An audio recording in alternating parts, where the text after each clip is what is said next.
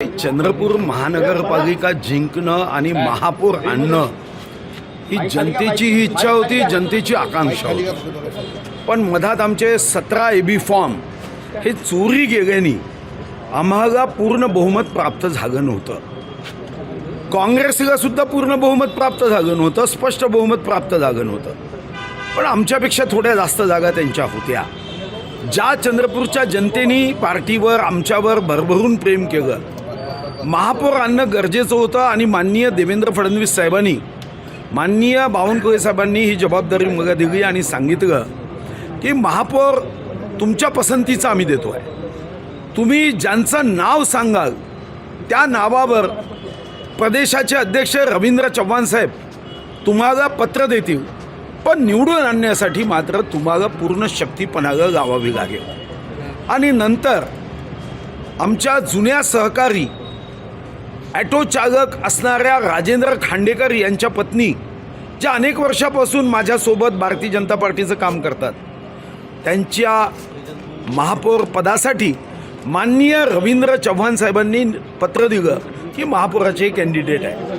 नंतरही आमच्याच पक्षाच्या एका नेत्यांनी सारिका संदूरकर यांचं नाव प्रदेशाकडून आलं नसतानाही त्यामध्ये खोडा घालण्याचा प्रयत्न केला। प्रश्न उपस्थित झाला होता, वातावरण संशयास्पद झालं की भारतीय जनता पार्टीमध्ये प्रदेश अध्यक्षांनी दिलेल्या नाव्याव्यतिरिक्त दुसऱ्या एका नगरसेविका उमेदवाराचं आवेदनपत्र भरलं गेलं। अनेक शंकास्पद वातावरणाने आम्हाला थोडी चिंता होती।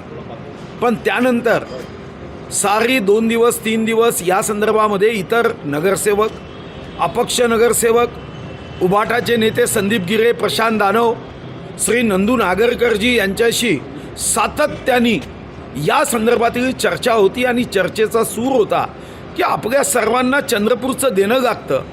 चंद्रपूरच्या विकासाला जर भारतीय जनता पार्टीचा महापौर नसेल तर केंद्रातला राज्यातला निधी आणण्यामध्ये अनंत अडचणी येतात।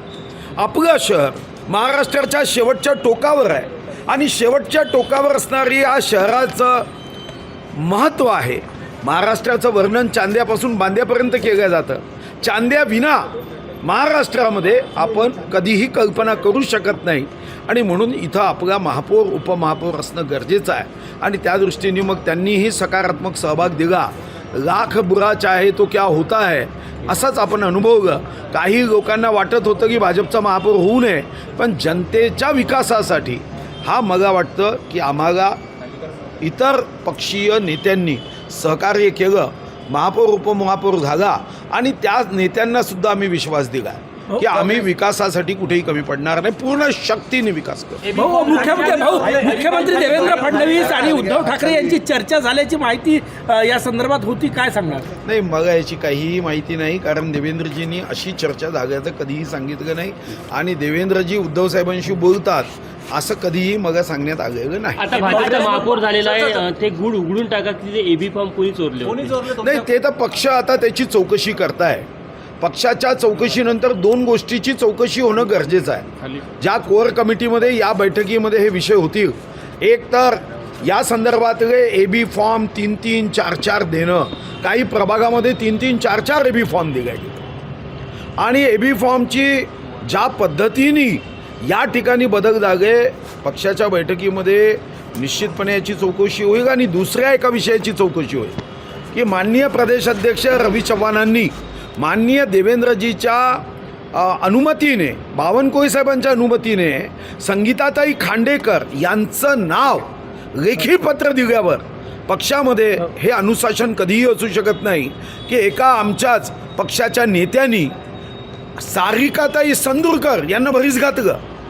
म्हणजे उद्या त्यांनी पक्षाचं अनुशासन हीनता करायची आणि कारण काय द्यायचं तर पक्षाने दिलेल्या उमेदवाराचा अर्ज बाद झाला तर काय, मग तोच नियम त्यांच्या गटाचे उपमहापौर होते, त्यांचं नाव आलं तर तो नियम तिथेही लागायला पाहिजे होता, मग तिथेही दुसरा फॉर्म भरायला पाहिजे होता, पण असं झालं नाही। तुमचा निर्देश किशोर जोरवारांकडे आहे का? तुमचा अंगुली निर्देश किशोर जोरवारांकडे आहे का? ऐसा समझने वाले को इशारा काफी है, जनता समझ गई और पत्रकार नहीं समझे तो यार कैसा होगा। हे सगळं ऑपरेशन तुम्ही घडून आणलं, त्याची माहिती महाराष्ट्राचे मुख्यमंत्री देवेंद्र फडणवीस यांना तुम्ही दिली होती का? चर्चा काही झाली होती का? मी स्वतः माननीय कोठेकर साहेबांची दिवसातून 4दा चर्चा करायचो, बावनकुळे साहेबांशी चर्चा करायचो आणि मुख्यमंत्री महोदयांची अनुमती घेतली जेव्हा उभाटाला 1 वर्ष देण्याच्या संदर्भामध्ये आमची चर्चा सुरू असताना मग जेव्हा मी मुख्यमंत्री महोदयांना या संदर्भातली माहिती दिली तेव्हा मुख्यमंत्री महोदय असं मला म्हणाले की 1 वर्षाच्या ऐवजी आवश्यकता असेल तर 1.25 वर्ष द्या,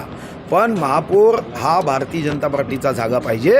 आपल्याला कोणत्याही परिस्थितीमध्ये पहिला महापौर दुसऱ्यांना देता येणार नाही, पण 1 वर्षाच्या ऐवजी 1.25 वर्ष तुम्हाला देता येईल. 4.5 वर्ष मात्र भारतीय जनता पार्टीचा भाऊजी, चर्चा झाली होती मुख्यमंत्र्यांसोबत. तुम्ही गटनेता जो आहे तो जोरगेवारांनी मागितला आणि महापौर पदाचा उमेदवार हा तुमच्या गटाचा मागितला होता, काय सांगणार? नाही, मी माझ्या गटाचा महापौर पदाचा उमेदवार मागितला नव्हता. जेव्हा पक्षाने मला विचारलं की तुम्हाला काय पाहिजे, मी सांगितलं मला काही नाही, मला पक्षाचा कार्यकर्ता पाहिजे. पक्षात जो सेवा करतो, पक्षाचा निष्ठावान आहे, त्याला संधी दिली पाहिजे एवढं मला वाटतं. आणि माझ्या माहितीप्रमाणे तेव्हा जोरगेवार साहेबांनी गटनेता त्यांचाच पाहिजे असा आग्रह केला.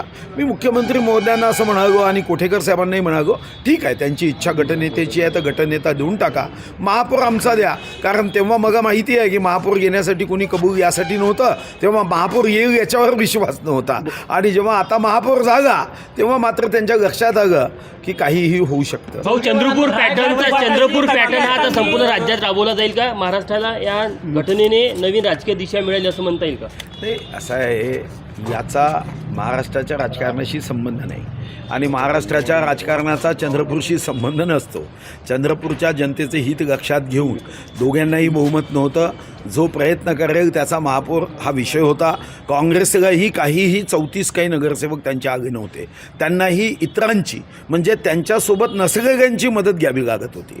त्यांचे स्पष्ट 30च आगे होते, बाकी जी काही मदत घ्यावी लागत होती दोघांना समान संधी होती. आमच्याकडे 24 होते, त्यांच्याकडे 30 होते. आमच्या दोघांनाही स्पष्ट बहुमत नव्हतं. आता संधीचं सोनं जो करेल त्याला संधी साथ देईल. आम्हाला संधीनी साथ दिली आणि विशेष करून मी संदीप गिरे, नंदू डागरकरजी, श्री आमचे प्रशांत दानवजी, इतर सर्वांचं आणि विशेष करून श्री राहुल पुगलिया यांनी सुद्धा आम्हाला मदत केली. ते जरी काँग्रेस पक्षाचे असले त्यांनीसुद्धा पहिली मिटिंग त्यांच्याच घरी घडवून आणली होती आणि त्यातून सुद्धा एक चांगलं वातावरण हे आमच्या महानगरात तयार झालं. आणि त्यांनीसुद्धा अपेक्षा एवढी व्यक्त केली की आमचं कुटुंब हे इतके वर्ष जरी काँग्रेसचं असलं तरी जो विकास आम्हाला चंद्रपूरमध्ये हवा आहे तो तुम्हीच करू शकाल हा विश्वास आम्हाला आहे. म्हणून आमचं हृदय काँग्रेसचं आहे, पण या महापौराच्या संदर्भातली मदत मात्र आम्ही तुम्हाला. चंद्रपूरमध्ये तुमचे काल फ्लेक्स झळकले, चाणक्य, किंगमेकर, या सगळ्या याच्या मागे तुम्ही होते हे माहिती आहे? नाही, प्रश्न चाणक्य किंवा किंगमेकर हा विषय नाही. कार्यकर्त्यांना आनंद होतो, कार्यकर्त्यांना हरी हुई बाजी जो जीतता है असं त्यांना वाटतं आणि म्हणून मग ते प्रेमाने लावतात. आणि तुम्हालाही माहीत आहे की चंद्रपूर शहरामध्ये आता भाजपमध्ये सुद्धा 2 गट आहे आणि त्या गटामुळे अशा प्रसंगी आमच्या सोबतचे जे कार्यकर्ते असतात त्यांना हे वाटणं स्वाभाविक आहे. त्यांना पहिल्यांदा जेव्हा गटनेता आपल्या गटाचा जागा नाही तेव्हा त्यांना थोडंसं दुःख झालं, पण महापौर जागानं आनंद उतू जाणार आहे हे तर स्वाभाविक आहे. जोरगेवारांनी काल क्रेडिट घेण्याचा प्रयत्न